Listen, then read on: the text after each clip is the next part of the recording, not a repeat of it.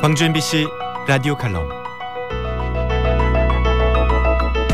라디오 칼럼은 여러 전문가들의 의견을 통해 한국 사회의 방향과 광주 전남의 미래 비전을 찾는 시간입니다.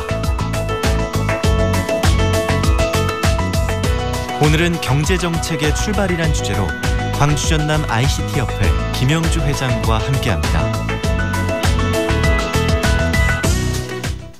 저는 퇴직했지만 요즘도 바쁘게 삽니다. 철없이 부지런을 떠니 같이 하는 모임이 많습니다. 그런데 요즘 모이면 즐거운 대화보다는 힘들고 답답한 내용이 많습니다.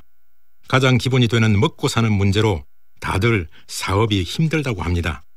꼭 자영업이 문제가 아니라 중소기업을 하는 사람들을 비롯하여 최저임금의 수혜층이라고 생각되는 사람들도 주름이 더 깊어 보입니다. IMF 시절보다 훨씬 더 어렵다는 표현이 일반적이고 공감을 얻습니다. 많이 잊혔지만 제가 직접 경험한 IMF를 떠올렸습니다. 클수록 무너지지 않는다며 승승장구하던 재벌을 비롯해 기업들이 줄줄이 무너졌고 정부가 대주주였던 은행조차도 사라지고 주인이 바뀌었습니다. 많은 국민들이 일자리를 잃고 거리로 나앉았습니다.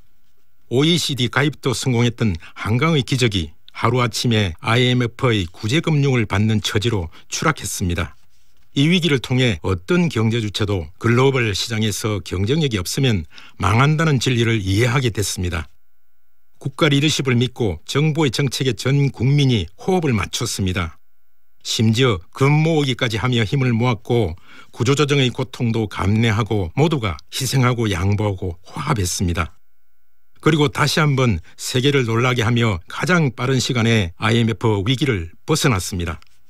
그런데 요즘 경제 상황이 IMF 시절보다 더 어렵다는 호소는 왜일까요? 국내외 복잡한 경제 환경에 앞이 보이지 않기 때문 아닐까요? 그래도 가장 큰 책임과 역량을 가진 정부에 대한 믿음이 부족해서가 아닐까요? 현재 경제 상황과 전망에 대한 정부와 시장의 인식과 판단, 원인에 대한 분석이 다르기 때문 아닐까요? 인공지능, 로봇, 드론, IoT 등 이해조차 어려운 4차 산업혁명의 쓰나미가 기존의 산업도 일자리도 없앨 거란 불안감 때문이 아닐까요?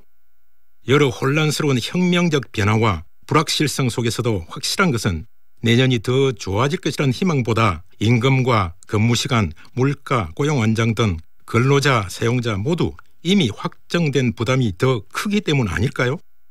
정부의 경제정책의 명칭이 어떻든 국민이 바라는 오직 한 가지는 삶이 보다 풍요해지는 것입니다. 국민 생활의 풍요는 오늘도 내일도 결국 기업의 성장을 통해 실현됩니다. 기업과 시장을 이해하지 못하고 기업과 시장의 참여 없이는 어떤 정책도 성공할 수 없습니다.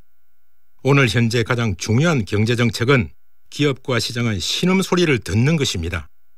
국가 리더십이 시장의 소리를 귀담아 듣는다는 메시지를 시장에 줄 때 경제 주체인 국민의 신뢰에 따른 고통 분담과 인내 그리고 화합을 통한 성장 잠재력이 회복될 것입니다.